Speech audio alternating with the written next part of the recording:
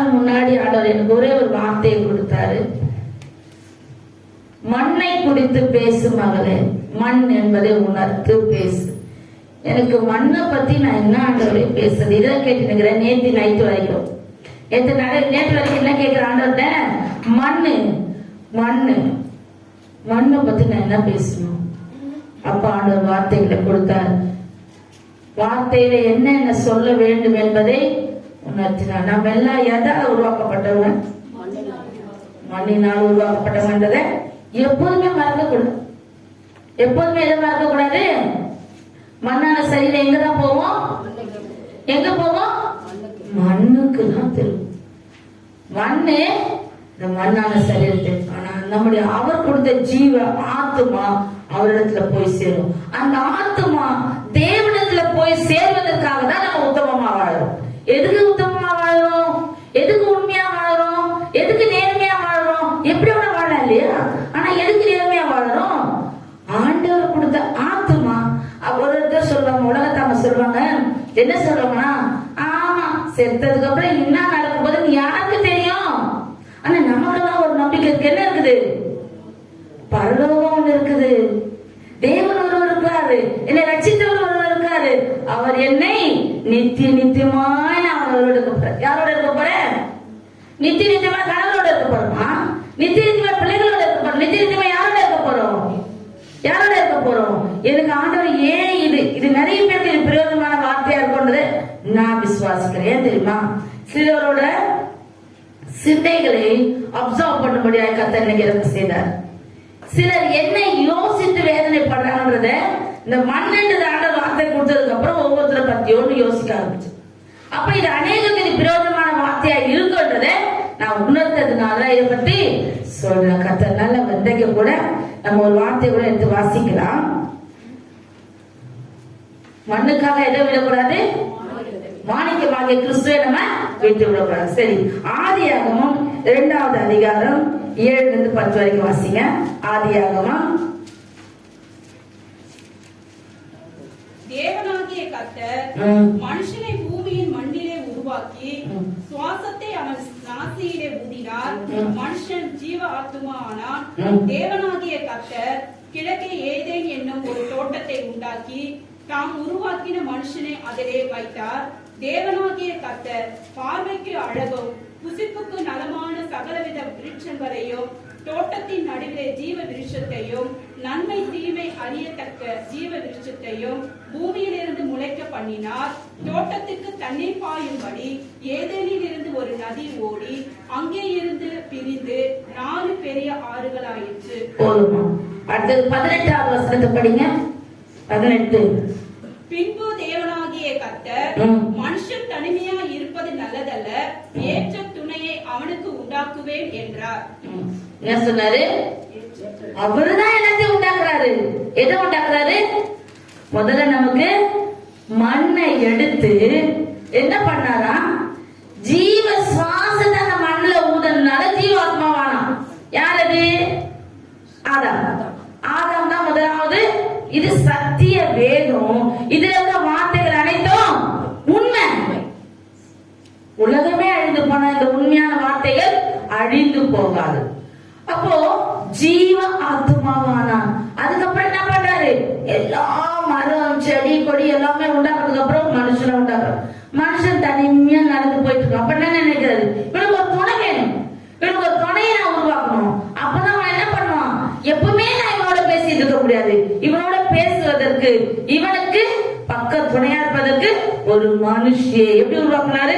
23வது வசனத்தை படிங்க. 2:23. அப்பொழுது ஆதாம், இவன் என் எலும்பில் எலும்போ என் மாம்சத்தின் மாம்சமுமாய் இருக்கிறான். 21 படிச்சு அப்புறம் 23 படிமா. 21 22 படிச்சுட்டு அப்பொழுது தேவனாகிய கர்த்தர் ஆதாமுக்கு அயர்ந்த நித்திரையை வர பண்ணினார். அவன் நித்திரை அடைந்தான். அவர் அவன் விலா எலும்புகளில் ஒன்றை எடுத்து அந்த இடத்தை சதையினால் அடைத்தார். தேவனாகிய கர்த்தர் தாம் மனுஷனின் எடுத்த விலா எலும்பை மனுஷியாக உருவாக்கி அவளை மனுஷனிடத்தில் கொண்டு வந்தார். அப்பொழுது ஆதாம், இவன் என் எலும்பில் எலும்பும் என் மாம்சத்திலே மாம்சமுமாய் இருக்கிறாள். இவள் மனுஷனில் எடுக்கப்பட்டபடியினால் மனுஷி எனப்படுவாள் என்றார். யார் நமக்கு பேர் வச்சது?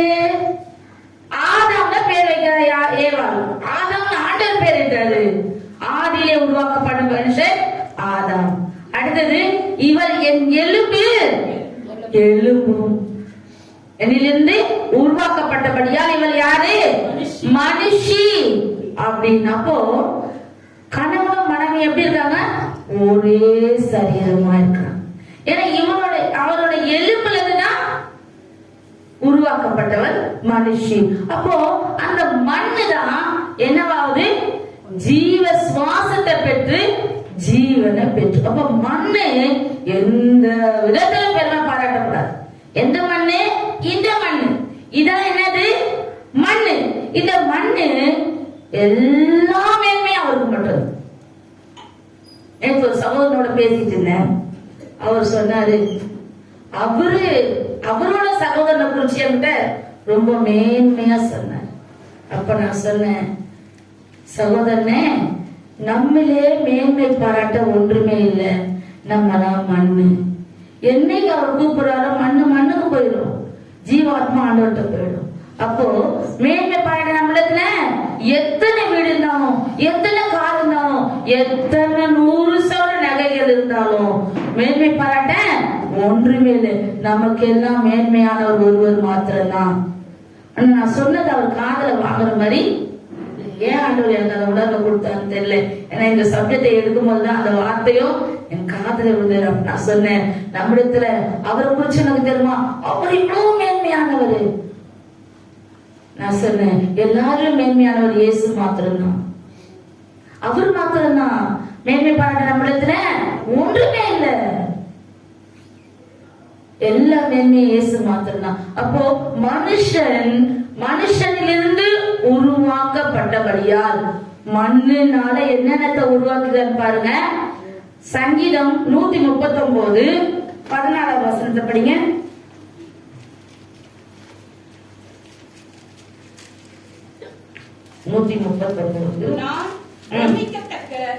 அதிசயமா உண்டாக்கப்பட்டபடியால் உம்மை துதிப்பேன். உமது கிரியைகள் அதிசயமானவைகள். அது என் ஆத்துமாவுக்கு நன்றாய் தெரியும். எது தெரியும்?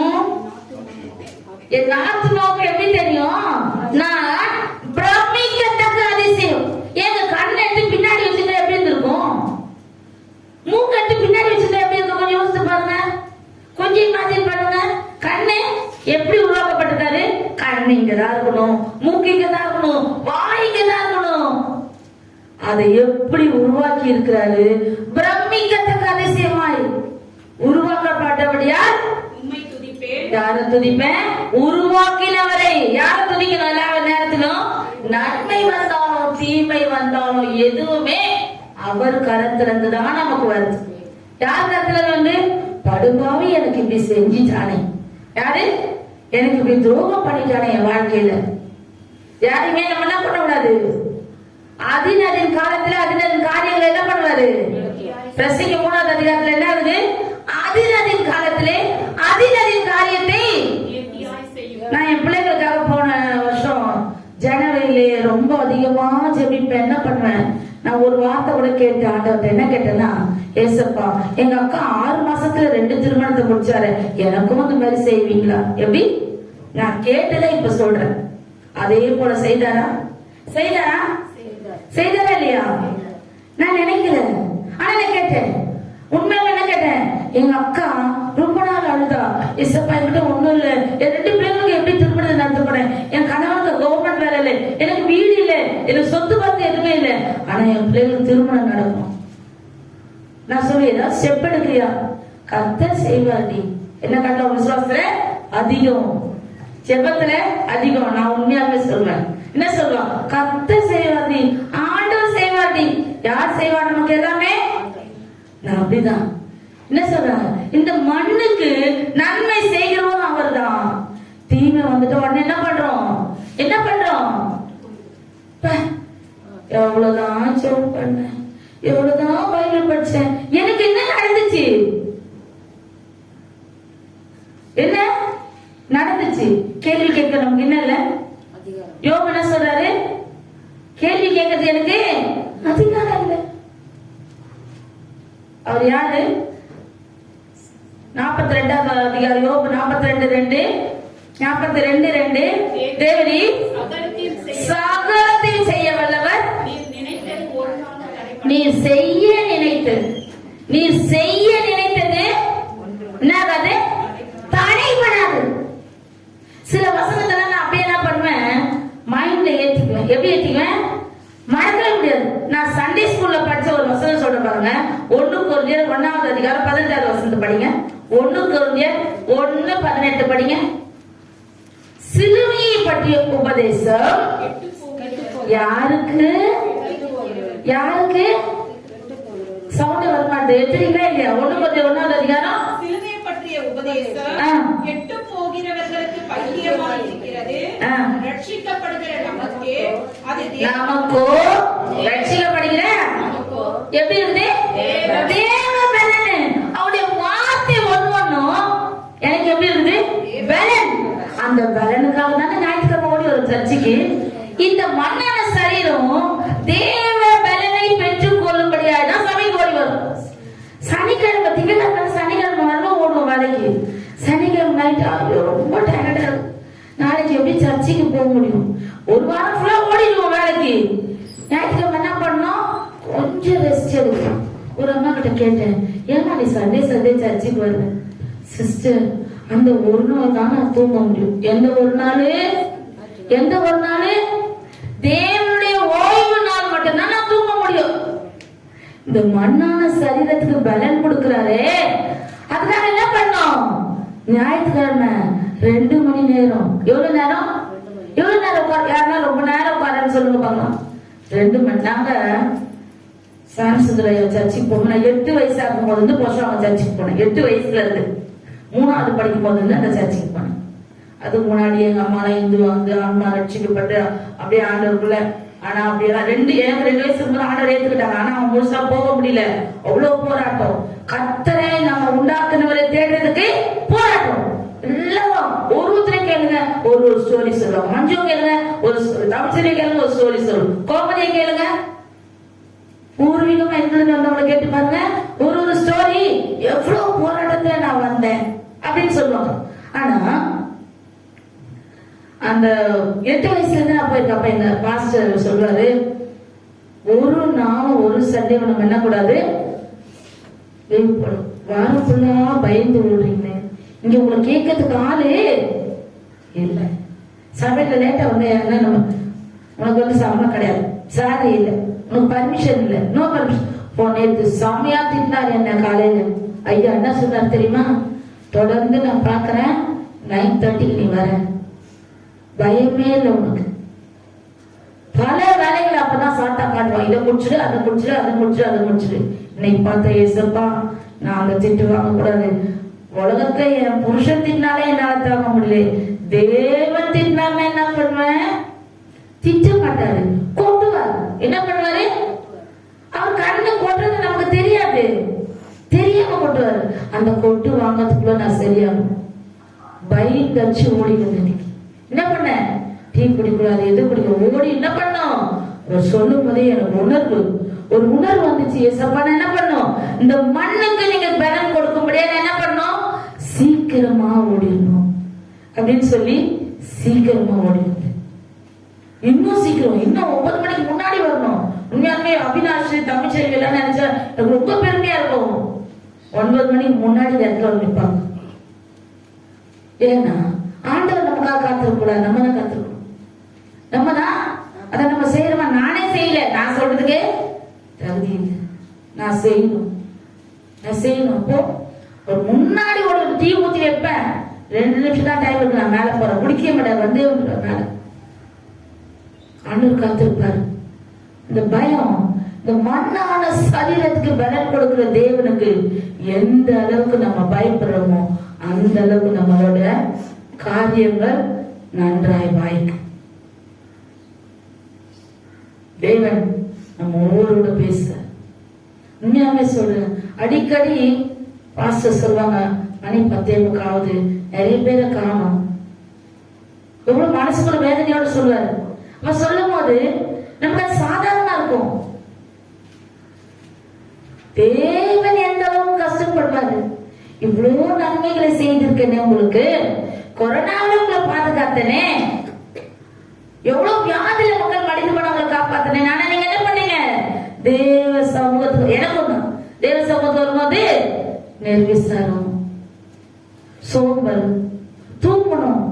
சண்டே ஒரு அம்மா ஆதியில கிறிஸ்தவங்க என்ன சொல்றாங்க, ஏமா ஈவினிங் தான் போறீங்க சர்ச்சுக்கு? ஆமா சிஸ்டர், மார்னிங் நான் தூங்கணும். என்ன பண்ணோம், காலையில மண்டே மார்னிங் தூங்கு, ஆபீஸருக்கு போய் பதில் சொல்லு. எத்தனை நாள் சொல்ற? சண்டே மார்னிங் என்ன பண்ணோம், தூங்கணும். தூக்கம் வருமா இனிமையா இருக்காது? உணர்வுள்ள இதயத்தை கர்த்தர் கொடுப்பாங்க. நம்மள பிரமிக்கத்தக்க அதிசயமா நம்மள உண்டாக்க அந்த 139வது சங்கீதத்தை வீட்டுல போய் படிக்க பொறுமையா. ஏன் படிக்கணும்னு சொல்றேன்னா, அது எப்படி உருவாக்குறாரு, நமக்கு எப்படி சரீரம் ரத்தம் உருவாக்குது, எப்படி எலும்புகள் உருவாகுது, எப்படி நரம்புகள் உருவாகுது. எலும்புகள் உருவாகல, நரம்புகள் உருவாகல, தசைகள் உருவாகல, தரிசனம் உருவானதே, தாய்கருவிலே தரிசனம் உருவானதே. எப்படி பாமக்கு நன்றி சொல்ல வார்த்தையே இல்லை. நீங்க போகிற வாழ்க்கை முழுவதும் வேறு ஆசையே இல்லை. எப்படி பாமக்கு நன்றி சொல்ல வார்த்தையே இல்லை. நீங்க போகிற வாழ்க்கை முழுவதும் வேறு ஆசையே இல்லை. என் தாய் உன்னை என் கருவை கண்டீரையா, என் பெயர் உருவாகும் முன்னே என்னை பெயர் சொல்லி அழைத்தீரையா. என் தாய் உருவாகும் முன்னே என் கருவை கண்டீரையா. எப்ப நம்ம கருவை கண்டானா, எப்ப கண்டாரு? தாய் உருவாகத்துக்கு முன்னாடி நம்மள கண்டார். நான் என் சின்ன மகன் வயிற்றுல இருக்கும் போது 3 மாசம் இருக்கும் போது எனக்கு வீசிங் ஸ்டார்ட் ஆயிடுச்சு. வீசிங் வந்து 1 to 1 நாளைக்கு எனக்கு நரம்புல இன்ஜெக்ஷன் போடுவாங்க. அப்பதான் அந்த வீசிங் நிற்கும், பயங்கரமா இருக்கும். என் தம்பிங்க 2 பேரும் நடுவுல என்ன உட்கார வச்சு, பின்னால ஒருத்தர் முன்னால ஒருத்தர் உட்கார வச்சு பிடிச்சிப்பாங்க. புடிச்சிட்டு கூட்டு வந்து ஊசி போடுவாங்க. அங்க எங்க மாமியார் வீட்டுல இருக்கும் போது இவரு அப்படியே மெதுவா, அப்ப வண்டியெல்லாம் ஒண்ணும் கிடையாது, மெதுவா நைட் 12 மணிக்கு அப்படி வீசிங் வந்துடும், கூட்டிட்டு போய் ஊசி போட்டு கூட்டு வருவார். அந்த அளவுக்கு வீசிங்ல கஷ்டப்பட்டதுனால நான் எங்க அம்மா கிட்ட ஒரு வார்த்தை கேட்டேன், அம்மா நான் குழந்தை வயிற்றுல இருக்குது, இவ்வளோ வீசிங்ல நான் கஷ்டப்படுறேனே, என் குழந்தை முழுசா பிறக்குமா? எப்படி முழுசா? என்னுடைய கருவை யார் கண்டிருக்கிறா? கர்த்தர் கண்டிருக்கிறாரு. அப்போ நான் என்ன கேட்கிறேன், அம்மால கருவை கர்த்தர் கண்டிருக்காரு, கர்த்தர் சுகமாய் பிறக்க செய்வாரு, நீ ஏன் இப்படி எல்லாம் அவிசுவாசமா பேசுற? படித்த பொண்ணா நீ? பைபிள் படிச்சிருக்கியா? இந்த அவிசுவாச வார்த்தைக்கு கர்த்தர்கிட்ட மன்னிப்பு கேளு. கர்த்தர் சுகமா, எங்க அண்ணா பொண்ணுகிட்ட நான் கூட கேட்பேன், செஃபிமா எனக்கு எப்படி முழுசா குழந்தை பிறக்கும் அப்படின்னு கேட்பேன். இப்படி வீசிங் இழுக்குது, வீசிங் இருக்குது, ஆனா எப்படி கருவை யார் பாதுகாத்தது? கர்த்தர் பாதுகாத்து, கர்த்தர் பாதுகாத்து. அதே போல அவனுக்கு 5 மாதம் இருக்கும் போது ஒரு லூஸ் மோஷன் ஸ்டார்ட் ஆச்சு. 20 நாள், எத்தனை நாள்? 20 நாள் லூஸ் மோஷன் இருந்த பிள்ளை உயிரோட இன்னைக்கு இருக்கிறான்னா கர்த்தர் தான். எல்லாம் கரங்களை தட்டுங்க. தேவாதி தேவனுக்கு மாத்திரம் தான் மகிமை. யாருக்கு மகிமை? தேவனுக்கு மாத்திரம் தான். ஒரு அம்மா எங்க வீட்டுக்கு வந்தாங்க, எங்க மாமியார் வீட்டுல, அவங்க பேரு தெரியும் உனக்கு, ஆனா சொல்லக்கூடாது. அவங்க வந்தாங்க, அவங்க சொல்றாங்க, பக்கத்துல நிக்கிறவங்க கண் அடிச்சு, இந்த குழந்தை அவ்வளவுதான். நான் அதை பாக்குறேன், அவங்க சொல்லும் போது அவ்வளவுதான் அந்த குழந்தை. ஏன்னா குழந்தைக்கு மோஷன் எப்படி போகுது தெரியுமா? பால் மாவு அரைச்சு விட்டுனா எப்படி வரும், அப்படி வெள்ளையா போகுது. அவங்க சொன்ன உடனே எனக்கு ரொம்ப கண்ணீர் வந்துச்சு. நான் விட்டு சொன்னேன், அவங்க இப்படி சொல்றாங்க, நம்ம தேவனத்தை கேட்டு பெற்றுக்கொண்ட பிள்ளைகளை பிசாசு ஒன்னும் செய்ய முடியாது, நீ பயப்படாத அப்படின்னு சொன்ன. அதே போல கர்த்தர் குழந்தை வெறும் 70 இருந்தான், ரொம்ப பயந்து பயந்து அழுதும். ஆனா இன்றைக்கு திருமணம் ஆகி மனைவியோடு இருக்கிறானா கர்த்தர் மாத்திரம்தான். ஜீவனை கொடுத்தவர் அவர் மாத்திரம்தான், ஜீவனாய் வைத்தவர் அவர் மாத்திரம்தான். அப்ப அந்த ஜீவனுள்ள தேவனுக்கு நம்ம எவ்வளவு நன்றியோடு இருக்கணும். எனக்கும் இந்த வார்த்தை, உங்களுக்கு மாத்திரம் இல்ல, எனக்கும் எவ்வளவு நன்றியா இருக்கணும். அன்றைக்கு பிள்ளைங்க ஏதாவது இருந்தா எவ்வளவு வெக்கப்பட்டிருப்பேன். நான் சொன்னேன் இல்ல, அந்த மாதிரி என்ன சொல்லும், நான் தான் சொன்னேன். என்ன சொன்னேன்? நீ யாரு? தேவனா? நீ யாரு? கிறிஸ்துவா? நான் தான் சொன்னேன். நான் மாலை தட்ட ஆண்டவர் விட்டாரா? விட்டாரா? விட மாட்டார். நமக்கு எது வந்தாலும் அவர் தாங்கிக் கொள். நம்மள சுமந்து வராது, நம்மள பலப்பட. நமக்கு நிறைய போராட்டம் வரும். ஆனா அந்த போராட்டத்துல என்ன பண்ணணும்? அவரை மாத்திரம் தான் நினைக்கணும். போராட்டம் இல்லாத மனுஷங்களே கிடையாதுமா. என்ன நினைப்போம்? எனக்கு மாத்திரம் தான் இந்த பிரச்சனை, எனக்கு மாத்திரம் தான் இந்த வேதனை, மத்தவங்க நல்லா இருக்கிறாங்க. எப்படி? எங்க பாஸ்டர் ஒரு வார்த்தை சொல்வார், சாம்சுந்தரையா, let come what me. என்னது? என்ன வேணா வரட்டுங்க, ஏசு நம்மோட இருக்கார். கரங்களை தட்டுங்க. என்ன வேணா வரட்டும். இந்த பக்கம் 1000 பேர், இந்த பக்கம் 16 பேர், முற்பிற்கள் பிற்பிற்கள் நெருங்கினாலும் நம்மளோட இருக்கவர் அழகா தூக்கி என்ன பண்ணுவாரு? தூக்கி என்ன பண்ணுவாரு? ஒரு முறை ஐயா ஒரு ஆக்சிடென்ட் ஆச்சு. சொல்ல தேவன் உணர்த்ததுனால சொல்ற. ஒரு ஆக்சிடென்ட் ஆச்சு. பஸ் வருது, ஒரு பைக்ல வராரு. நைட் 7 மணிக்கு மேல வரும்போது ஒரு பிரேயர் போயிட்டு வராரு. ஆபீஸ்ல இருந்து அப்படியே ஒரு பிரேயர் போயிட்டு பின்னால ஒரு ட்ரைசைக்கிள்காரன் வந்து அப்படி இடிச்சதுனால இவர் எங்க போயிட்டாரு? பஸ் கடியில போயிட்டாரு. எங்க போயிட்டாரு? பஸ் கடியில. பஸ்ஸோட அந்த இது வந்து உடம்புல அப்படியே பதிஞ்சு இருக்குது. என்னது? டயரு அந்த ஷர்ட்ல அப்படியே பதிஞ்சு இருக்குது. எனக்கு 7 மணி. அப்ப வீட்டுல போன், லேண்ட்லைன் போன் பண்ற, நீ உடனே கிளம்பி சதீஷ கூட்டின்னு அம்மா கிட்ட குழந்தைங்களை விட்டு சதீஷ கூட்டி நீ ஸ்டாண்டி ஹாஸ்பிட்டலுக்கு வாங்கணும். ஒரு எதுக்கு என்னாச்சுன்னா, இல்ல ஒரு சின்ன என்னங்க ஆச்சு? ஒன்னோட நான் நல்லா இருக்கேன். நான் அழுதுனே போறேன். எங்க போற வரைக்கும்? ஹாஸ்பிட்டல்ல போய் அவரை பாக்குற வரைக்கும் அழுவேன். எது வரைக்கும் அழுவேன்? ஹாஸ்பிட்டல்ல போய் அவரை கண்ணில் பாக்குற வரைக்கும் அழுவேன். ஏசப்பா பயமா இருக்கு, ஏசப்பா பயமா இருக்கு அப்படின்னு. அங்க போனோம்னா ஒரு சின்ன கீரல் இல்ல. இவர் பஸ் கடையில போயிட்டாரு. அந்த ட்ரைசைக்கிள்காரனை புடிச்சு எல்லாரும் செம்மாடி வச்சுட்டாங்க. ஐயோ அந்த மனுஷன் என்னவோ ஆயிட்டான்னு சொல்லி அடிச்சு அப்புறம் எழுந்து வந்து நிக்கிறான். ஐயோ அந்த மனுஷனை காணல. அப்புறம் ஒரு தட்டி சொல்றான், நான் தான் அந்த மனுஷன். யாரு? எப்படி வந்தாரு? ஒரு கீரல்ல. பாதுகாக்கிறது யாரு? கர்த்தர். காலையில நம்ம போக ஜெபம் பண்றோம்ல, ஏசப்பா நான் போய் திரும்பி வர வரைக்கும் என்ன பாதுகாத்து கொள்ளுங்க. அந்த ஜெபம் வீணா போகுமா? ஒரு நிமிஷம் வெளியே போவோம், அவசர அவசரமா போற மாதிரி இருக்கும். ஒரே நிமிஷம் போய் வர வரைக்கும் பத்திரமா கொண்டு போய் கொண்டுடும். இந்த உலகத்துல இந்த நாள் ஒரு ஆக்சிடென்ட். ஒரு அம்மா ரோடு கிராஸ் பண்ண வந்து நின்று ஒரு ஸ்டெப் தான் எடுத்து வைக்கிறாங்க. ஒரு அம்மா ஒரு ஸ்டெப் எடுத்து வைக்கிறாங்க. நடு ரோடுக்கு கூட போற. எங்கேயோந்து வந்த ஒரு காரு கட்டுப்பாடை எழுந்துச்சான். அந்த அம்மா மேல மோதி அந்த ஸ்பாட்ல அவுட். எப்படி? ஸ்பாட்ல அவுட். நம்மளை பாதுகாக்கிறவர் யாரு? மண்ணான சரீரத்தை ஜீவனையும் பாதுகாக்கிற தேவன் ஒவ்வொரு நாளும் எங்கெல்லாம் போயிட்டு வரும் கர்த்தர் பாதுகாக்கிறதா இல்லையா? அப்ப நம்ம அவருக்கு எப்படி இருக்கணும்? நன்றியோடு. இன்றைக்கு முதல் ஆராதனை முதல் பாடல் என்ன பாடல் பண்ணோம்? நன்றி பாடல். எனக்கு தெரியாது ஏன் ஆண்டவர் அந்த பாட்டை பாட வச்சார். ஐயா நன்றி. ஒவ்வொரு நாளும் நம்ம நன்றி சொல்லணும். அவர் எப்படி சொல்றாரு? இந்த மண்ணை எங்கெல்லாம் போனாலும் இந்த சரீரத்தையும் ஆத்துமாவையும் பாதுகாக்கிற தேவன் நம்மளோட இருக்கிற. இன்னொரு வசனத்தை கூட படிக்கலாம். ஆதியாகமம் 3வது அதிகாரம் 3-7.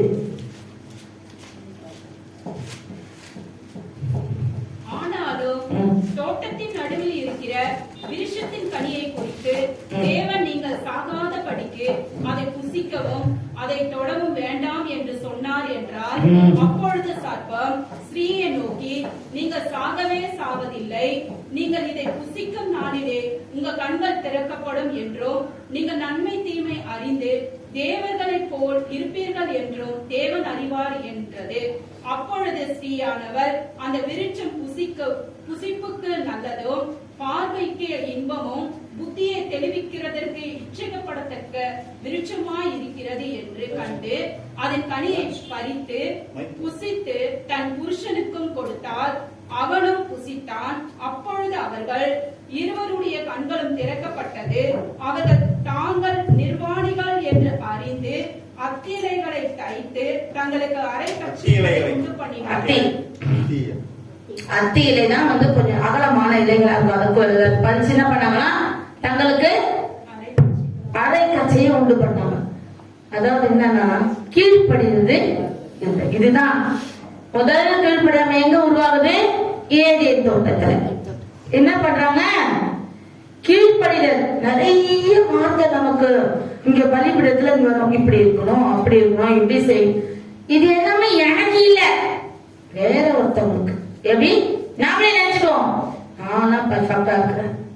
ஒவ்வொரு வார்த்தையும் மைண்ட்ல ஏத்தணும், இதயத்துல யோசிக்கணும். நம்ம என்ன பண்ணணும்? செயல்படுறதுல ஞானமா இருக்கணும். என்ன பண்றாரு? ஆண்டவர் சொல்றாரு, நடுவுல இருக்க தோட்டத்தின் நடுவுல இருக்கிற ஜீவசத்துக்காண்டி நீங்க புசிக்க கூடாது. கூடாதுன்னு சொன்னா கூடாது. சர்ப்பம் என்ன சொல்றது? நீ சாப்பிடுமா, நீ சூப்பரா ஆயிடுவ. அப்படிதான் உலகத்தான் நம்மளை ஏமாத்துற. நிறைய காரியத்துல என்ன பண்றான்? நிறைய காரியத்துல உலகம் நம்மளை ஏமாற்றி கொண்டிருக்கிறது. உலகம் அதாவது போன் என்ன பண்ணுது? நம்ம நேரத்தெல்லாம் அது எடுத்துக்குது. டிவி என்ன பண்ணுது? தேவனை தேடுறதுல விடுறது கிடையாது. எது எதுக்காம அடிமையா கீழ்படியா. பிள்ளைங்களை சொல்லுங்க, போன் பார்க்காதப்பா, ரொம்ப நேரம் பார்த்தா கண்டு போய். நேத்து பஸ்ல 2 பேர் ஏறுறாங்க, சூப்பரா ட்ரெஸ் பண்ணி இருக்காங்க. கண்டக்டர் புடிச்சு நான் முன்னால திரும்பி பாக்குறேன். அந்த 2 பேர் நல்லா இருக்காங்க, கண்ணு நல்லா இருக்குது, ஒரு இதுவும் இல்ல. அதாவது கண்ணு குருடானவங்கன்றது யோசிக்கிறது மாதிரி எதுவுமே இல்ல. அவங்க 2 பேரையும் கண்டக்டர் ஒருத்தரையும் இன்னொருத்தர் புடிச்சு உட்கார வைக்கிறாங்க. நான் என்ன நினைச்சேன், இவங்க கண்ணு நல்லாதானே இருக்குது, ஏன் கண்டக்டர் அவரு கண்டக்டர் இங்க இருக்கிறாரு, எங்கேயோ ஒரு இடத்துல கை நீட்டாரு. அப்பதான் நினைச்சேன் இவரு கண்ணு தெரியாது போல. அப்புறம் கண்டக்டர் ஓடி போய் காசு வாங்க டிக்கெட். இதை பார்த்துட்டு இருக்கேன். நிறைய பேருக்கு என்ன ஆகுது தெரியுங்களா? ரொம்ப நேரம் போன் பார்க்கறதுனால கண்ணு மங்கி போகுது. நம்ம இங்கேயே நம்ம அதை என்ன கேட்டிருக்கோம்? சாட்சி கேட்டிருக்கோமா இல்லையா? ஒரு பையன் வந்து சாட்சி சொன்ன. என்ன சாட்சி சொன்னா? போனு பெட்ஷீட்ட போர்வைய போர்த்திக்கிட்டு நான் பார்ப்பேன், என் கண்ணு குருடாய், நான் குருடனா பிளைண்ட் ஸ்கூலுக்கு வந்திருக்கேன். எங்க வந்திருக்கேன்? பிள்ளைகளுக்கு போன் கொடுக்காதீங்க.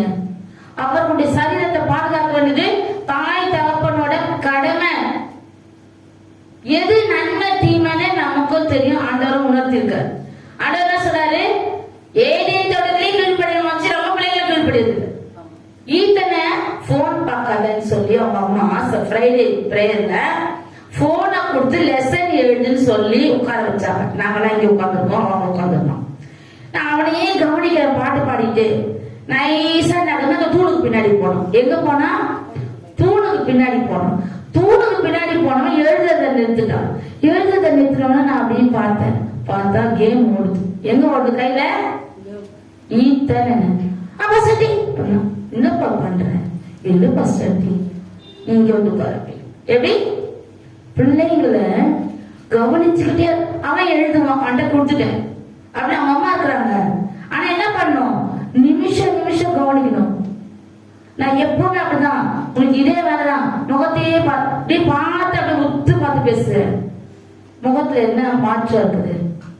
எவ்வளவு டல்லா இருக்கிறானா? இருமல் வந்தா தும்புறானா? ஜோஷுவா சில சமயம் சொல்லுவோம், மனுஷனா இருமல் வரும். அதுக்கெல்லாம் ஒரு தப்பு சொல்லாத. நீ என்ன சொல்லுவான்? மனுஷனா இருமல் வரணும், தும்மல் வரணும். ஆனா நீ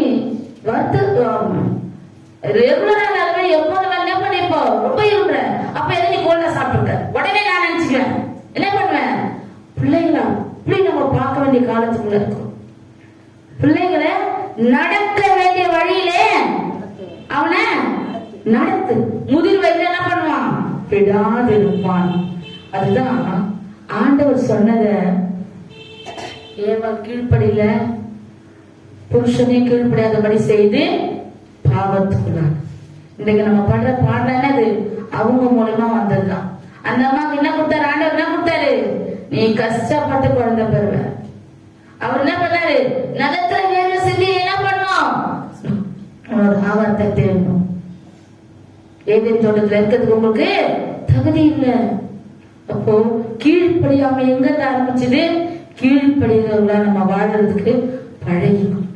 கீழ்ப்படியணும். பெரியவங்க சொன்னா நல்லதுக்கு தான் இருக்கும். முன்னாள் ஒரு டெத்துக்கு போயிருந்தேன். டெத்துக்கு போயிட்டு கீழே இறங்கி வந்துட்டேன். பார்த்துட்டு கீழே இறங்கி வந்துட்டு மறுபடியும் உள்ள போகும்போது அப்ப மேல இருந்து கீழே அவரை இறக்குறாங்க. எங்க அண்ணி வந்து என்ன சொன்னாங்க? சீக்கிரமா பூமா பூமா வெளியே போமா வெளியே போமா கத்துறாங்க. எனக்கு ஒரு பக்கம் யோசித்தேன், வெளியே போ கத்துறாங்க என்ன தெரியும் யோசிச்சுட்டு வந்துட்டேன். சரி வெளியே வந்து நின்று அதுக்கப்புறம் எல்லாம் எடுத்துட்டு போயிட்டாங்க. அந்த வீட்டுக்கு வந்து குளிச்சுட்டு எங்க அண்ணி போன் பண்றாங்க. போன் பண்ணி, தேவிமா தப்பா நினைச்சுக்கினியா? நாங்க வெளியே போன்னு கத்துனது அப்படின்னா, இல்ல நீங்க சொன்னது ஏதோ ஒரு நல்லதுக்கு இருக்கும்னு எனக்கு தெரியும், ஏதோ இருக்கு அப்படின்னா. இல்லம்மா அவருக்கு ரொம்ப பிளட் வெளியே வந்து ஸ்மெல்லி ஓவர் ஆயிடுச்சு, உங்களுக்கு எல்லாம் வீசிங் இருக்கு, நீங்க என்ன பண்ண மாட்டீங்க, அந்த வந்து ஒத்துக்காது, அதுக்காக அவங்க வேகமா திறக்கிறேன் வெளியே, தப்பா நினைச்சுக்கணும் தான் நான் போன் பண்றேன், தப்பா நினைக்கிறேன். பெரியவங்க எது சொன்னா நமக்கு என்ன இருக்கும்? ஒரு நன்மை இருக்கும். அதை புரிஞ்சு விட்டோம்னா நம்ம என்ன பண்ணுவோம்? சின்ன சின்ன காரியத்துக்கு என்ன பண்ண மாட்டோம்? முறுக்கிக்க மாட்டோம், கோச்சிக்க மாட்டோம். எதுக்கு தான் முறுக்கிக்கிறியே அப்படி சொல்ற பசங்க. நம்ம என்ன பண்ணோம்? தேவன் சொன்னாரு இது உங்களுக்கு தேவையில்லாதது, ஆனா சாப்பிட்டாங்க. இன்றைக்கு வரைக்கும் பல காரியங்கள் நம்ம அனுபவிக்கிறோம். இன்னொரு வசனத்தை கூட பார்க்கலாம். 2 ராஜாக்கள் 5வது அதிகாரம் 15வது வசனம். 2 ராஜாக்கள் 5:15.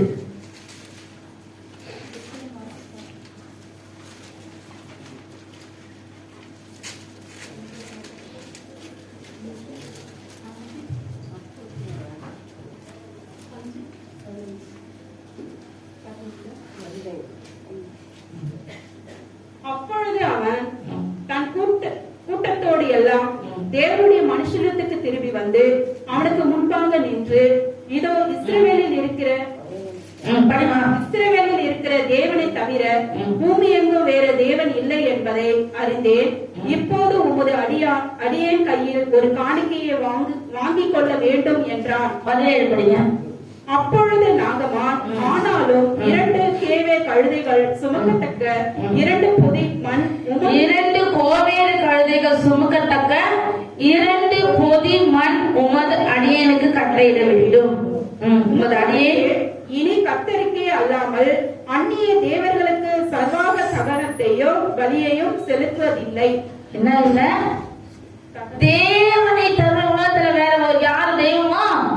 யார் நம்மளை உருவாக்குனவர்? யாரு நம்மளை படைத்தவர்? அதை எப்பவுமே நம்ம மைண்ட்ல வச்சுக்கணும்னா நம்ம என்ன பண்ண மாட்டோம்? வேற எதுக்கும் முக்கியத்துவம் கொடுக்க மாட்டோம். யார் அவரு? நம்மளை உருவாக்குனவர். உருவாக்குன தெய்வத்தின் கரத்துலதான் நம்ம இருக்கிறோம். அவர் என்ன சொல்றாரு தெரியுமா? உங்களை என் உள்ளம் கைகளில் வரைஞ்சு வச்சிருக்காரு. எப்படி வச்சிருக்காரு? வரைஞ்சு வச்சு பார்த்துக்கிட்டு இருக்காரு. நம்ம தான் அப்பப்பா வளர்ந்து வெளியே போவோம். நாகமானுக்கு பெரிய அற்புதம் நடந்தது. என்ன நடந்தது? குஷ்டரோகம் நீங்கிச்சு. எலிசா கிட்ட சொல்றாரு, நீங்க என் கையில காணிக்க வாங்கிக்கோங்க, இவ்வளவு பெரிய அற்புதம் நடந்துச்சு. அவர் சொல்றாரு, இதுக்கெல்லாம் நேரம் கிடையாதுமா, இதெல்லாம் செய்தவரே கர்த்தர், இதுக்கு நான் ஒண்ணும் இல்ல, எதுக்கு நீ எனக்கு கொடுக்குற? எனக்கு 2 பொதி மண்ணு மட்டும் கொடுங்க, நான் திரும்ப என்ன பண்ணும்? உமக்காக பலிபீட கட்டணும். அவர் செய்த நன்மைக்கு நான் ஏதாவது செய்யணும். நம்ம என்ன பண்றோம்? நன்மை செய்வாரு, ஏசு நன்மை செய்தார். இன்னைக்கு வந்த உடனே கிரிஜாமா ஒரு சாட்சி சொன்னாங்க. சாட்சி சொல்லும் போதே அவங்க கண்ணில் தண்ணி வந்துடும். இனிக்கும் வந்து சொன்னாங்க, ஒருத்தவங்க 500 சப்பாத்தி ஆர்டர் கேட்டாங்க. திடீர்னு வந்து வேணாம்னு சொல்லிட்டாங்க. 500 சப்பாத்தி மீந்துச்சுன்னா மகனுக்கு எவ்வளவு ஒரு நஷ்டம். அதனால அவங்க வந்து மனசுல ஐயோ ஆண்டவரே இப்படி ஆயிடுச்சுன்னு சொல்லிட்டு வீட்டுக்கு வந்து நான் 500 ஸ்தோத்திரம் சொல்ல போறேன், என் மகனோட கடையில இருக்க சப்பாத்தி ஃபுல்லா வித்துடணும். என்ன பண்ணோம், வீட்டுக்கு வந்தாங்க, உட்காந்து 500 ஸ்தோத்திரம் சொன்னாங்க. அவன் மகன் சொன்னாராம், எல்லாமே வித்துருச்சுமா, ஒண்ணு கூட இல்லை. கடவுளை தட்டுங்க, தேவன் எவ்வளவு பெரிய பாருங்க. என்ன சொன்னாங்க, அதை சொல்லும் போதே அழுகுறாங்க. 500 சப்பாத்தி வித்துட்டா என் மகனுக்கு எவ்வளவு நஷ்டமா, ஆனா பாருமா நான் ஸ்தோத்திரம் சொன்னமா, அது எல்லாம் வித்துச்சு என் மகன் வந்து சொன்னாமா. அழுதுகிட்டே சிரிக்கிறான். எப்படி அழுதுனே சந்தோஷம், ஆனந்த கண்ணீர். செய்தது யாரு, எங்க தேவையான கொண்டு விட்டார் ஆண்டவர். தேவையான கொண்டு வந்து அப்படிதான் நம்ம வாழ்க்கையில நடக்கும். இந்த மண்ணான சரீரம் அப்படிதான் அற்புதம் நடக்கும். நம்ம நம்புறது ஒருத்தர் மாத்திரம். யார் நம்பணும், யாரு நம்பணும், எல்லாரும் நம்ம கை விட்டுருவாங்க. புருஷன், பிள்ளைங்க, மனைவி எல்லாம் என்ன பண்ணுவாங்க, ஒரு சர்டன் பீரியட் தான். கடைசி வரைக்கும் நடத்துறது யாரு, கர்த்தர் தான். ஆனா நம்ம என்ன பண்றோம், எந்த இழப்பு வந்தா ஐயோ எனக்கு, ஆனா அந்த நிலைமைக்குள்ள போக முடியாத மனுஷிகத்துல இருக்கிறோம். ஆனா எதுக்கு இதெல்லாம் ஆண்டவர் சொல்ல வைக்கிறாருன்னா, நம்மளை நாம தேய்ச்சி நெக்ஸ்ட் என்ன பண்ணணும், ஆண்டவரை நான் என்ன பண்ணணும், யார நீ கேட்கணும், அம்மாவை கேட்கத, அப்பாவை கேட்கத, யார கேட்கணும், நெக்ஸ்ட் படி நான் என்ன பண்ணணும், உருவாக்குனவரை கேட்கணும். என்ன சொல்றான் நாகமானு, அந்நியஸ்தம் வந்து என்ன பண்றான், நன்மை பெற்றுக்கொள்றான்.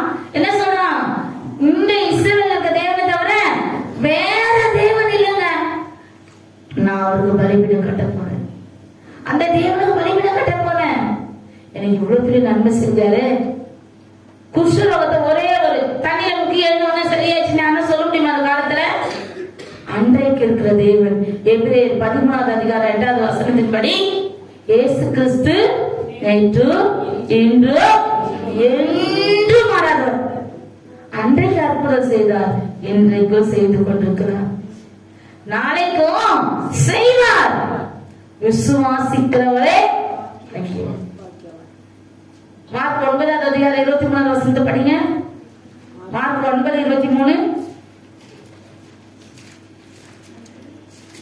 இயேசு அவனை நோக்கி, நீ விசுவாசிக்க கூடுமானால் ஆகோ, விசுவாசிக்கிறவனுக்கு எல்லாம் கூடும் என்றார். விசுவாசிக்கிறவனுக்கு எல்லாமே கூடும், கிடைக்கும். கிடைக்காதது ஒண்ணுமே தாராளமா சொல்லலாம். என்ன சொல்லலாம், ஏங்க இதெல்லாம் நடக்காதுங்க, நீங்க சொன்னோம். என்ன சொல்லணும், எனக்கு ஒரு தேவன் இருக்கிறார், அவர் செய்வார். யார் செய்வா, அவர் செய்வாருங்க. அவரால் முடியாத உலகத்துல ஒண்ணுமே. லூக்கா 1:37 வசனம், யாரால கூடாத காரியம், தேவனால கூடாத காரியம் ஒண்ணுமே இல்லை. நம்மள உருவாக்குன தேவனால கூடாதது ஒன்றுமே இல்லை. யோபு 5வது அதிகாரம் 6வது வசனத்தை படிங்க. யோபு 5:6.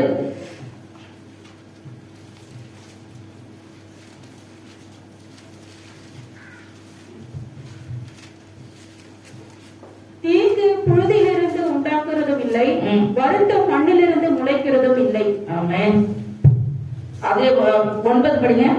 ஆராய்ந்து முடியாத பெரிய காரியங்களையும் எண்ணி முடியாத அதிசயங்களையும் அவர் செய்கிறார். எப்படி ஆராய்ந்து முடியாத பெரிய காரியம், எண்ணி முடியாத அதிசயம். தீங்கு புழுதியிலிருந்து உண்டாகுது. புழுதி, மண்ணு, நம்ம நன்மையாய் நம்ம சரீரத்தை உருவாக்கி வைத்திருக்க தேவன் ஆராய்ந்து முடியாத பெரிய காரியத்தையும் எண்ணி முடியாத அதிசயங்களை செய்வாராம். ஒரு வசனத்தை கூட வாசிக்கிற நீதிமொழிகள் 8வது அதிகாரம் 26வது வசனம். 8:26.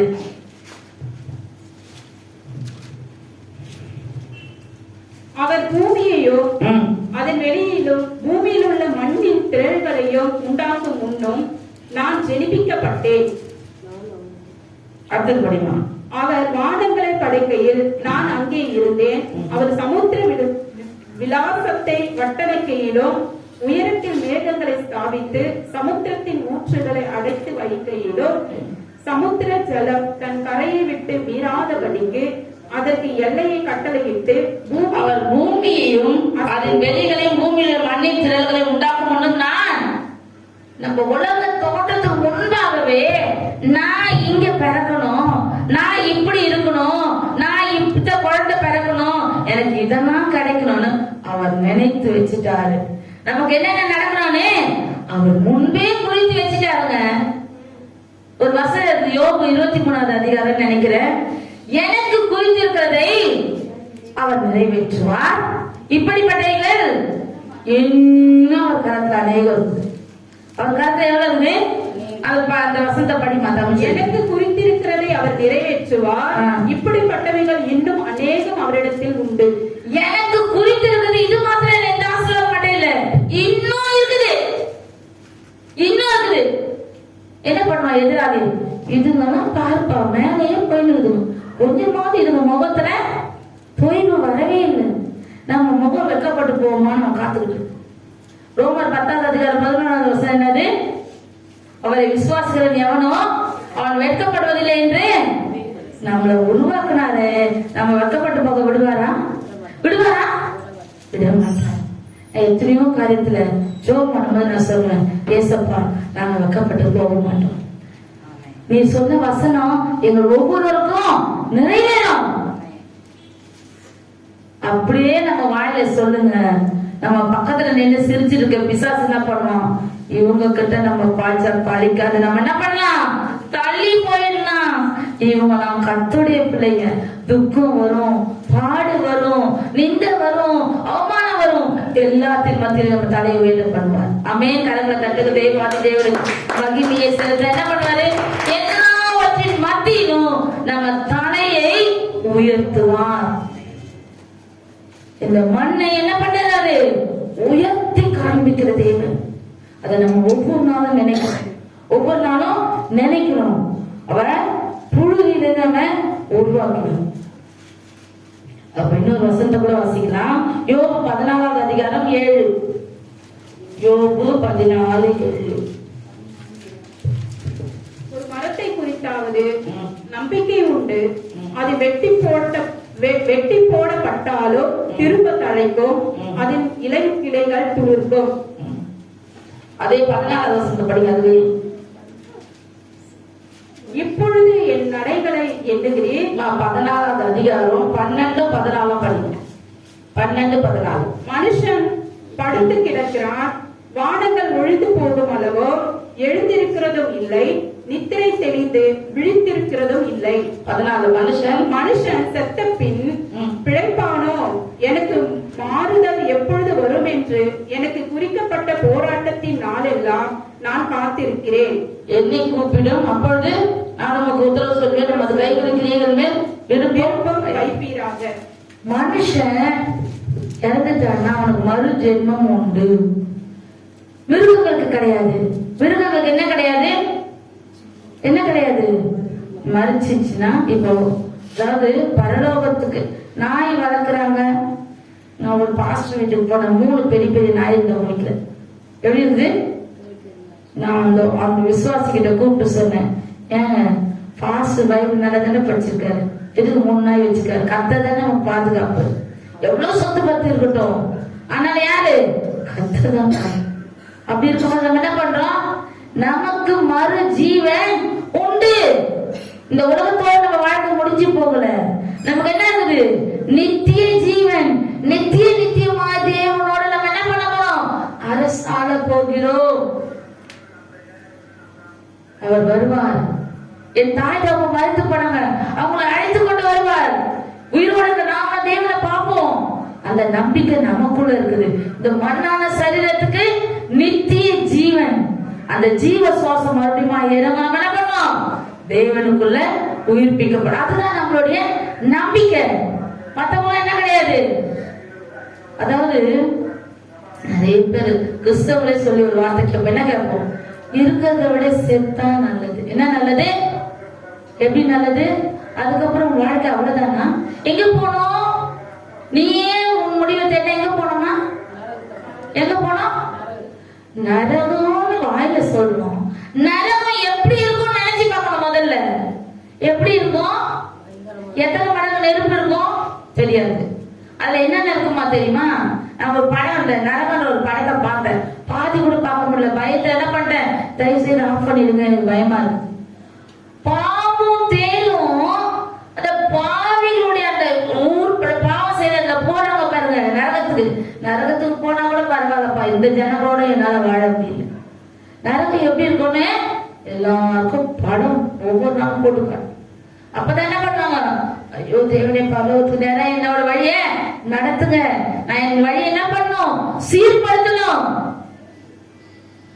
நம்மளை எப்பவுமே பார்க்க யாருங்க, எப்பவுமே எங்க நான் வெளியில போறேன், வெளியில எங்கேயோ போயிட்டு வரேன், வீட்டுக்கு வரேன் ஏன் இவ்வளவு லேட் ஆயிடுச்சு கேட்கிறாரு. ஏதாவது ஒரு 4-5 பொய்ய விட்டேன்னு வச்சுக்கோ, ஆண்டவர் என்ன பண்ணுவாரு, நான் தான் உன்னை பார்த்தனே, நீ எங்க கடையில சுத்திட்டு வந்த, யார்கிட்ட போய் பேசுற கேட்க மாட்டாரா? யார் பார்த்துக்கிட்டே இருக்காரு, கர்த்தர் பார்த்துக்கிட்டே இருப்பாரு. அவர் எப்படி பார்க்கலாம், உறங்காமலும் தூங்காமலும் நம்மளை பாதுகாக்க. அந்த தேவன் நம்மளை கைவிடுவாரா? கைவிடவே மாட்டார். 1 கொரிந்தியர் 12வது அதிகாரம் 45வது வசனத்தை படிங்க. 15:45.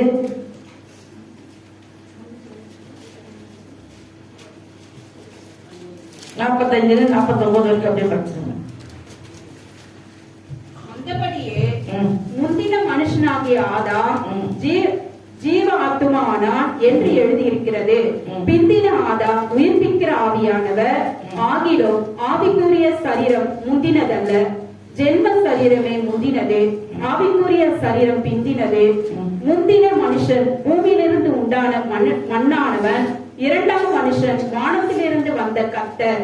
மண்ணானவன் எப்படிப்பட்டவனோ மண்ணானவர்களும் அப்படிப்பட்டவர்களே. வானத்துக்குரியவர் எப்படிப்பட்டவரோ வானத்துக்குரியவர்களும் அப்படிப்பட்டவர்களே. மேலும் மண்ணானவனுடைய சாயலை நாம் அணிந்திருக்கிறது போல வானவருடைய சாயலையும் அணிந்து கொள்ளுவோம். சகோதரரே, நான் சொல்லுகிறது என்னவெனில், மாம்சமும் ரத்தமும் தேவனுடைய ராஜ்யத்தை சுதந்திரிக்க மாட்டாது, அழிவுள்ளது அழியாமையை சுதந்திரிப்பதும் இல்லை.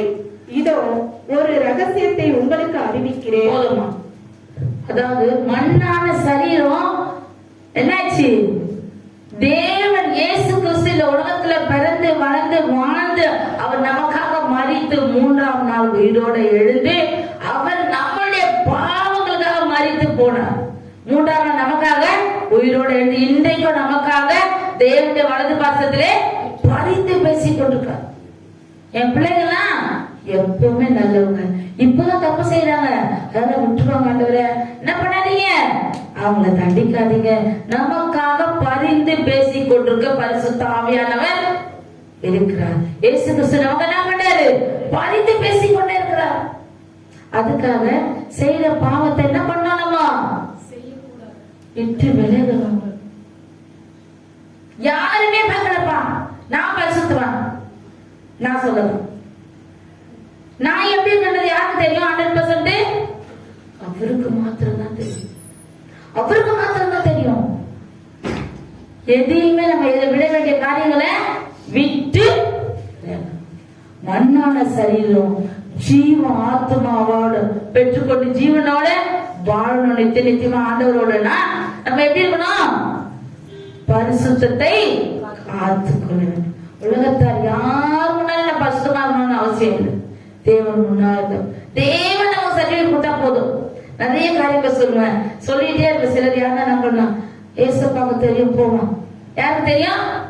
ஏசப்பாவுக்கு தெரியும். என்ன உண்டாக்குன தேவனுக்கு தெரியும், என்ன உருவாக்குன தேவனுக்கு தெரியும். இன்றைக்கு கூட என்னை ஜீவனோட பாதுகாக்கிற தேவனுக்கு என்னை குறித்து எல்லாமே தெரியும். அவர்தான் நமக்கு சாட்சி. உலகத்துல வேற யாரும் சாட்சியே கிடையாது. அதுல பாருங்க, எரேமியா 18வது அதிகாரம் 4வது வசனம். எரேமியா 18:4.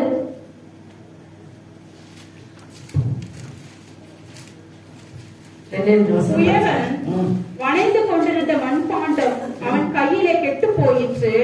அப்பொழுது அதை திருத்தமாய் செய்யும்படிக்கு தன் பார்வைக்கு சரியாக கண்டபடி குயவன் அதை திரும்ப வேறு பாண்டமாக வணைந்தான். 6வது வசனம். இஸ்ரவேல் குடும்பத்தாரே, இந்த குயவன் செய்தது போல நான் உங்களுக்கு செய்யக்கூடாதோ என்று கர்த்தர் சொல்கிறார். 10வது வசனம். அவர்கள் என் சத்தத்தை கேளாமலோ என் பார்வைக்கு பொல்லாப்பானதை செய்தவர்களான நானும் அவர்களுக்கு அருள் செய்ய வேண்டும் என்று சொன்ன நன்மையை செய்யாதபடிக்கு மனம் மாறுவேன். எப்படி எப்படி நம்ம ஆண்டவருக்கு கீழ்ப்படியாம போனா புயவன் என்ன பண்றான்? களிமண் எடுத்து பானைய வணையுவான். வணையும் போது அது சரியா வரல, அவன் நினைக்கிறபடி அது வரணும். அவன் நினைக்கிறபடி அது வரலன்னா என்ன பண்ணுவான்? உடனே ஃபுல்லா நசுக்கிடுவான். பாத்துருக்கீங்களா? நசுக்கி என்ன பண்ணுவான்? மறுபடியும் உருவாக்கும். அப்படிதான் நம்ம தேவன். அவரை நினைக்கிறபடி நம்ம மாறுற வரைக்கும் நம்மளை உருவாக்கிக்கிட்டே இருப்பார். நம்ம என்ன பண்ணுவாரு? உருவாக்கிக்கிட்டே இருப்பாரு. அவர் நினைக்கிறபடி நம்ம உருவாகும். அவர் நம்ம குறிச்சு ஒரு யோசனை வச்சிருப்பாரு. எனக்கு குறித்தவைகள் அநேகம் உண்டு. என் மகளுக்கு இந்த ஆசீர்வாதம் என் கரத்துல வச்சிருக்கிறேன். ஆனா என்ன பண்ணுவாரா? அதிகாலையில ஒரு வீடு வாசல்களுக்கும் தேவன் தேடி வருவான். எதுக்கு வருவாரா? என் பிள்ளைங்க என்ன துதிக்குதா? என் பிள்ளைங்க காலையில ஜெபத்தோடி கேட்கணும். ஒரு வீட்லயும் சத்தமா பாட்டு பாடுவேன், சத்தமா ஜெபம் பண்ணுவேன். அது என்ன சொல்றாரு தெரியுமா? ஏன் இவ்வளவு சத்தம் போடுறேன்? எனக்கு ஒரே ஆசை, ஆண்டவர் நான் துதிக்கிறத கேட்கணும். ஆண்டவர் நான் துதிக்கிறது என்ன பண்ணும்? 4 பேர் என்ன பண்ண எது வீட்டுல வடைஞ்சாங்க. ஒரு ஆண்டி வாடகை இருந்தாங்க. அவங்க சொல்லுவாங்க, 3 மணிக்கெல்லாம் உங்க வீட்டுல துதிக்கிற சவுண்டு, நீ உங்க வீட்டுக்கார கதவு அப்புறம் கதவை திறந்து வச்சு ஜெபம். எப்படி இருக்கும்? சந்தோஷமா இருக்கும். ஆண்டவரை துதிக்கிறோம். அதிகாலையில தேவனை தேடாதவங்க இனிமே தேடுங்க. அதிகாலையில அந்த ஜபத்தை அவர் சமூகத்துல தேடிட்டு பாருங்க. அந்த நாள் ஃபுல்லா நம்ம சந்தோஷமா இருக்கும். எப்படி இருக்கும்? சந்தோஷமா இருக்கும். காலையில எல்லாம், அதாவது காலையில எழுந்த உடனே அநேக சிந்தைகளை கொண்டு வருவோம் சாத்தான். உனக்கு பாரு, இன்னைக்கு எவ்வளவு பிரச்சனை, இன்னைக்கு மகளிர் லோன் கட்டணும், இன்னைக்கு அந்த கடன்காரன் வந்து நிற்பான், இன்னைக்கு நீ அங்க போனோம். என்ன தப்பு சொன்ன? சாத்தானே எல்லாமே இருக்கும். நான் இப்ப தேவனை துதிக்கிறேன், தயவு செய்து என்னை விட்டு தூரமா போப்பா. என்ன பண்ண? தயவு செய்து நான் இது தேவனை துதிக்கிற நேரம். இன்றைக்கு நான் துதித்தாதான் இந்த நாள் முழுவதும் எனக்கு சமாதானமா இருக்கும். காலையில என்ன பண்ணோம்? அதாவது சிபிஎம் என்ன பண்ணுவாங்கன்னா 4 மணி பிரைசிங், விண்ணப்பமே கிடையாது, வெறும் பிரைசிங் தான். துதிக்கணும். துதிக்க துதிக்க துதிக்க கோணலான நம்முடைய காரியங்கள் எல்லாம் சரி. கோணலான என்ன சரி சரி மாறிடும். அப்புறம் துதிக்கணும். நிறைய பேர் என்ன பண்ணுவாங்க? ஆத்திரம் தோத்திரம் இஞ்சி போச்சு ஜபம். என் ஃப்ரெண்ட் வச்சு சொல்லுவான், நாங்கெல்லாம் கோவில் முன்னாடி கையில் எடுத்து நின்னோம்னா எங்க அப்பா நல்லா இருக்கணும், எங்க அம்மா நல்லா இருக்கணும், என் வீட்டுக்காரர் நல்லா இருக்கணும், என் குழந்தைங்க நல்லா இருக்கணும். நீங்க பாரு, எல்லாருக்கும் எனக்கு ரொம்ப பிடிச்சிருக்குடி உங்க பிரேயரு. பேர் கல்பனா ரொம்ப பிடிச்சிருக்குடி. நீங்க எல்லாருக்காகவும், நான் சொல்லுவேன், எல்லாருக்காகவும் பிரேயர் பண்றதுனால தான் நாங்க நல்லா இருக்கிறோம். நாங்கெல்லாம் இந்த மேன்மைக்கு தகுதியானவர்களே அல்ல. ஏன் தகுதி பட்டிருக்காரு? அவரை பிடித்து கொண்டதுனால. இந்த மண்ணுக்கு இந்த அளவுக்கு மேன்மை கொடுத்திருக்காருன்னா அவரை அண்டிக் கொண்டதுனால மாத்திரம்தான். எதனால? அவரை அண்டிக் கொண்டதுனால மாத்திரம்தான். அவர் எல்லாவற்றிலும் பெரியவர், பெரிய காரியங்கள் செய்ய வல்லவர். அப்போ ஒரு இன்னொரு வசனத்தை கூட படிக்கலாம். ஆமோஸ் 5வது அதிகாரம் 4வது வசனம்.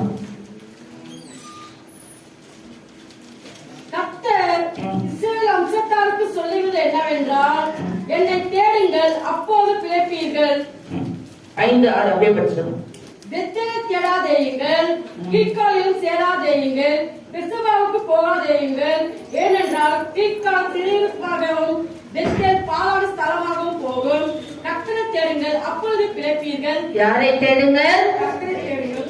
நான் உண்டாக்குன மனுஷங்களே, என்னை தேடுங்கள், கர்த்தரை தேடுங்கள், அப்பொழுது பிழைப்பீர்கள். யாரை தேடணும்? காலையில எழுந்தோடனே அதிகாலையில கர்த்தரை தேடும் போது பிழைப்பு உண்டாகும். அந்த நாள் தேவைகள் சந்திக்கப்படும். அந்த நாளில் காரியங்கள் எல்லாம் ஜெயமாய் முடியும். காலையில எழுந்து துதிக்கணும். காலையில கொஞ்ச நேரம் பைபிள் படி. என் பசங்க சண்டே கிளாஸ் பைபிளுக்கு எல்லாம் அதான் நான் சொல்றேன். 5 நிமிஷம் ஜெபம் பண்ணு, 10 நிமிஷம் பைபிள் படி. அப்போ உன்னோட வாழ்க்கையெல்லாம் என்ன பாவம்? செவ்வையாய் மாறும், செழிப்பு உண்டாகும். காலையில பேரண்ட்ஸும் சொல்லி தரணும், வீட்டுல டீச்சர்ஸ் சொல்லி தரணும், பேரண்ட்ஸ் சொல்லி தரணும். என்ன பண்ணணும்? காலையில எழுந்தியாப்பா, ட்ரெஸ் பண்ணிட்டு வந்து கொஞ்ச நேரம் ஜோப் பண்ணு, ஒரு 10 நிமிஷம் பைபிள் படி. ஒண்ணாகாது, அவங்க வாழ்க்கை செழிப்பா மாறும். இன்னும் ஒரே வசனம், லூக்கா 6வது அதிகாரம் 49வது வசனம். என் வார்த்தைகளை கேட்டும் அவைகளின்படி செய்கிறவனோ செய்யாதவனோ அஸ்திவாரம் இல்லாமல் மண்ணில் மேல் வீடு கட்டினவனுக்கு ஒப்பாய் இருக்கிறான். நீரோட்டம் அவன் மேல் மோதின உடனே அது விழுந்து முழுவதும் அழிந்தது என்றார். ஆமென். இந்த வசனம் கொஞ்சம் வீட்டுல பொறுமையா படிங்க. என் வார்த்தையை கேட்டு அவைகளின்படி, நாங்க ஜெபம் பண்ணுங்க, பைபிள் படிங்க, கர்த்தரை தேடுங்க, கர்த்தர் பொறுமையா எல்லாம் சொல்லிட்டே இருப்போம். ஆனா இதெல்லாம் எனக்கு இல்ல, பக்கத்துல உட்கார்ந்துக்கோங்க, தூரத்துல இருக்கவங்க, அந்த வீட்டுல இருக்கவங்க நம்ம நினைச்சிட்டோம்னா என்ன நடக்கும்? அதெல்லாம் சொல்ல மாட்டேன். என் வார்த்தையை கேட்டும் கீழ்ப்படியாமல் போனால், இந்த வசனத்தை என்ன பண்ணும்? சில வசனங்களை நம்ம மனப்பாடம் பண்ணிக்கணும். மனப்பாடம் பண்ணினோம்னா பயம் நமக்குள்ள வரும். அவர் வார்த்தையை கேட்டு என்ன பண்ணும்? அதன்படி நடக்கணும், அதை விசுவாசிக்கணும், அதன்படி நடக்கணும். இது எனக்கு தான், இது எனக்கு தான். நான் சின்ன, அதாவது கல்யாணம் ஆகி குழந்தைங்க பிறந்தப்போ, குழந்தைங்களுக்கு உடம்பு சரியாதாச்சுன்னா முழங்கால் போட்டு ஜோப் பண்ணுவேன். என்ன ஜோப் பண்ணேன்? ஏசப்பா, நான் ஏதோ தப்பு செஞ்சிருக்கேன், அதான் என் பிள்ளைக்கு உடம்பு சரியாதாச்சு. என்ன பண்ணுவேன்? ஜோப் பண்ணுவேன். உடனே சரியாயிடும். என்ன மாத்திரம் கொடுத்தாலும் சரியாது. நான் உணர்ந்து ஜெபிக்கிறேன் பாருங்க. என் வார்த்தையை கேட்டு அவைகளின்படி நடவாமல், படிமா அந்த வசனத்தை இன்னொரு முறை. என் வார்த்தைகளை கேட்டோ அவைகளின்படி செய்யாதவனோ அஸ்திபாரம் இல்லாமல் மண்ணின் மேல் வீடு கட்ட. நம்ம வீடு எப்படியாப்பட்ட வீடா இருக்குமா? மண்ணு மேல கட்டின வீடு நிக்குமா? பீச்சுக்கு போனா மண்ணுல வீடு கட்டி விளையாடுவோம், எப்படி இருக்கும்? அலை வந்தா அடிச்சு. நம்ம எப்படி இருக்கணும்? ஸ்ட்ராங்கா இருக்கணும். பேஸ்மெண்ட் ஸ்ட்ராங்கா இருக்கணும். அப்ப நம்ம என்ன பண்ணோம்? அவர் வார்த்தையை கேட்டு அதன்படி நடப்பதற்கு நம்ம எப்படி இருக்கணும்? தயாரா இருக்கணும். இந்த மண்ணான சரீரத்துக்கு இத்தனை அழகா உருவாக்கி வச்சிருக்காரு. நம்மள எப்படி உருவாக்கி வச்சிருக்காரு? நரம்பு, எலும்பு, சதை, இருதயம், நுரையீரல், என்ன இருக்கு, எல்லாம் உருவாக்கி வச்சிருக்காரு. கிட்னி, குடல்கள், என்னென்ன உருவாக்கி எப்படிலாம் வச்சிருக்காரு. இந்த மண்ணை அவருக்கு கீழ்ப்படிய நம்ம எப்படி இருக்கணும்? ராத்திர வாங்கலாம் நடந்து கொள்ளணும். கர்த்தர் ஒவ்வொருவரோடும் பேசுவாராக. கர்த்தர் தானே இந்த வசனங்களை ஆசீர்வதிப்பாராக. ஆமென்.